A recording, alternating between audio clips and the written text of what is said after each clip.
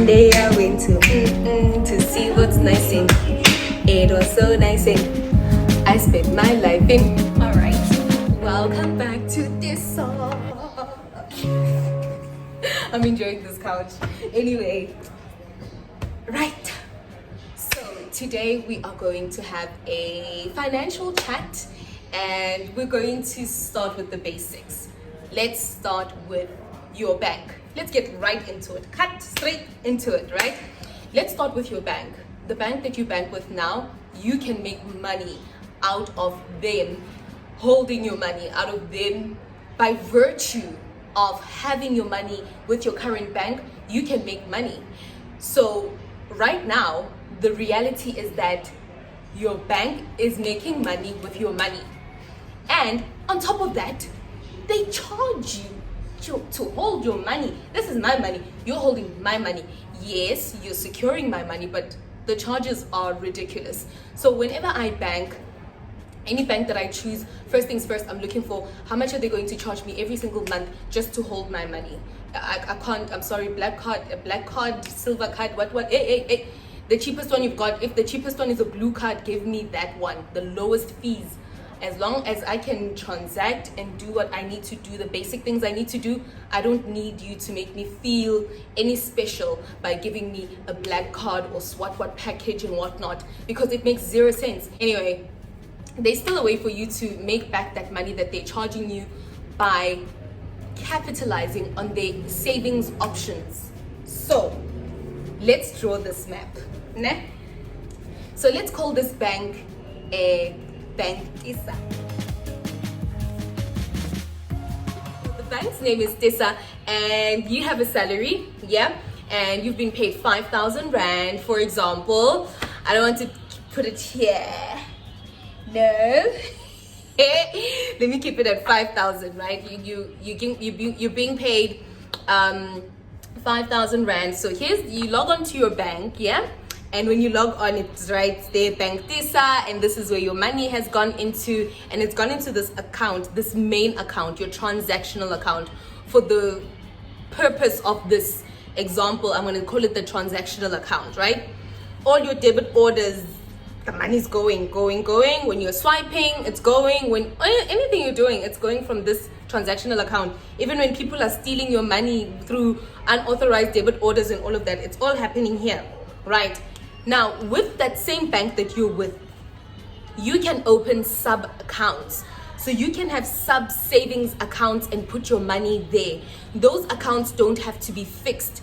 They can be flexi. You can take money, you can do transfers in between accounts at any time, any hour, any minute, however many times you want, and you won't get charged when you have your money in those sub savings accounts that you can open. By virtue of opening your app or going on their online banking, you can open it automatically on your own without having to go to the bank. And all of them have a different percentage that they offer. So a flexi account's percentage will be different to the fixed account percentage, or a fixed deposit percentage. Also, the bank that you're with, the percentage will be different. Most of the banks' percentages similar, maybe even 1% is a huge difference. It makes a huge difference. So research, you can actually go on a bank's website and see what percentage they offer on their savings accounts, how much percentage you can earn by virtue of having your money with them. But some banks do not offer any percentage when you keep your money here on this main account where a lot is happening. But if you take this money and put it in a sub account, it's gonna earn interest every single month, right? So what you can do with this 5,000, you've already calculated what are the important things that you need to pay for, right? And after all those important things, your debit orders and all sorts of things that are essential, you can then move your money here, right? Move your money to your sub account. When it's there, it starts earning interest every single month. Depending on how much money you have in that account, the bank will give you money. Remember, they're making money with your money. and you are paying them to keep your money. So make money out of them too, and you can make a lot of money. The more money you have and you're putting it in these sub accounts, hey, you're going to make money. You can even have one of them be flexi, which is where whenever you need money, you can then move that money back to the transactional account, that first one. You can make one of them fixed. You can make one of them a single deposit one. So maybe if you had a huge lump sum of money, you open a fixed deposit one and you put that money in there, and you're only able to take it out maybe after 12 months or 6 months or something, and it will earn good interest depending on how much you have. So look at those savings options that you have with your bank, because that money makes a difference. It makes no sense just to have your money just laying at the bank and there's no interest that you're earning from them. And also do your research with regards to which bank can offer you the best interest rate on your money, on saving your money with them. There are some good banks that offer good interest rates. Like, just do your research. Yes, you might have been banking with that one bank for many years, but maybe you must assess your relationship with them. Anyway, so that was just the basic with regards to your bank, and looking at what do I really get from them? What can they really give me? What's the percentage here when it comes to saving, and the importance of having these sub accounts? And by the way, no one can do this unauthorized debit order funny business on sub accounts. They can't have access to this money. Only you can transfer money from here to here. Only you and anyone else that knows your PIN and has access to your phone, which would be wrong, right? But if you are done with all your debit orders and all the things you need to pay, right? Move your money to your sub accounts and let it earn interest. There's only one bank that I know of. I don't know if maybe other banks do it as well, but I only know of one bank that allows you to also earn some type of interest on having your money in this main transactional account. I still advise that open sub accounts. And what's nice, Shem, you can be stylish, ne? And name them, set goals and name your accounts, and maybe call it what are you saving for?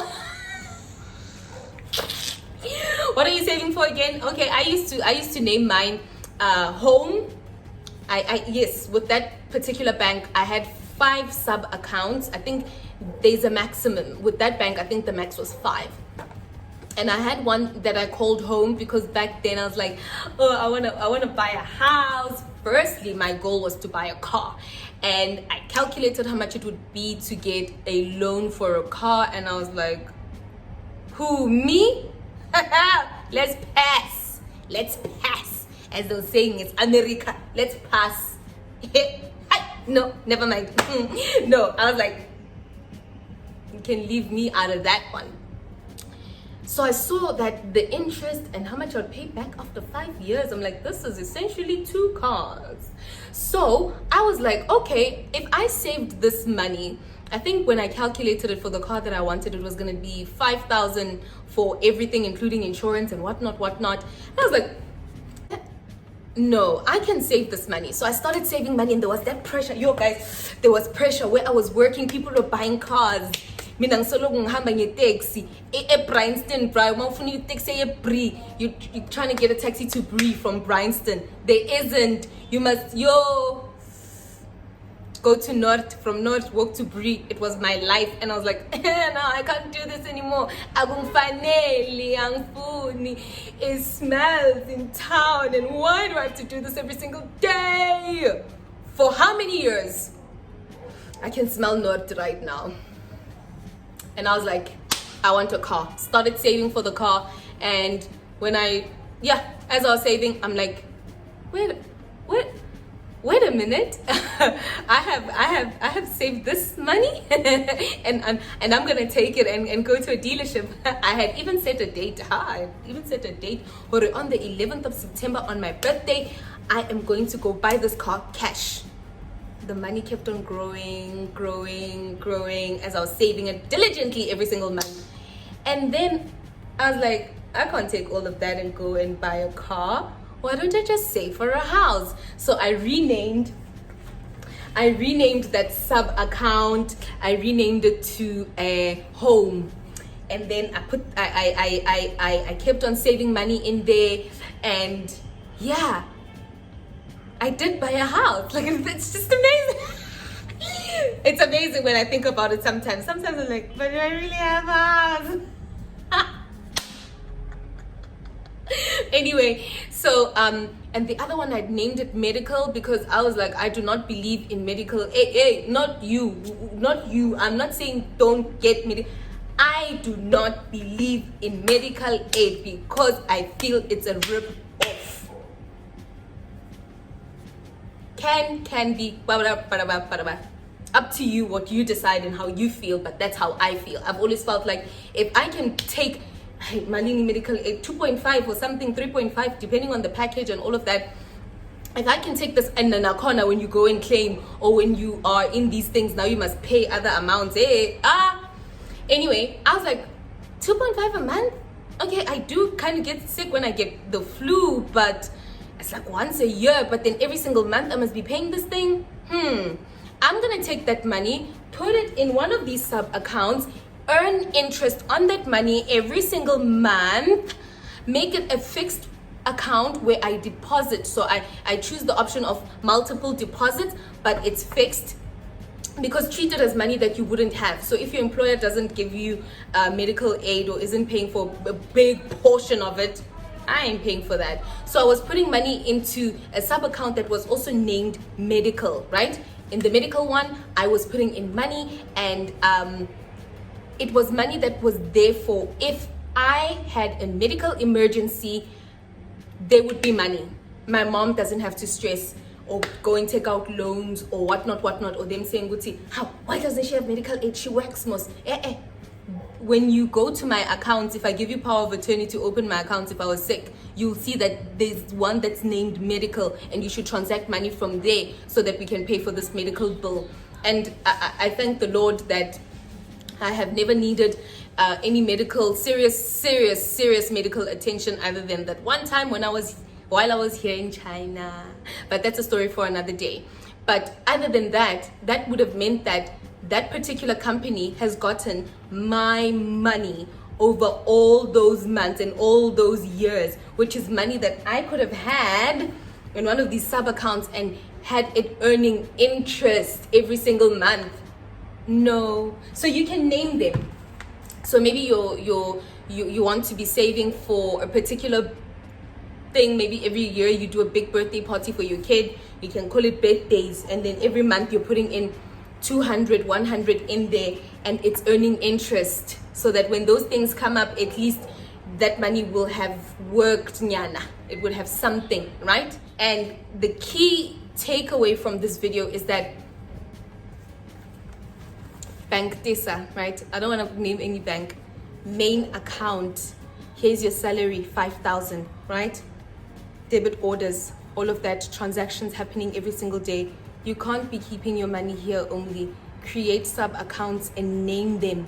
You can name one of them medical, and maybe put that 2.5 that you would have paid for medical aid and put it in there. Let it earn interest. But if you want to have medical aid as well, have it. I just don't believe in it. And have another one and call it home. You want to save for your home. You want to buy a home, or you want to buy a car. Maybe you want to have a 50% down payment on your car, or you want to buy cash. Call it car. Call the other one holiday. And I actually had one for holiday, and I used to save every single month with my partner, and we both saved 50-50 of the amount, and we would put it in the holiday. I held the money. Anyway, we put it in that account, and it earned interest as well. And it kept us on track that, okay, we don't have enough to go on holiday now.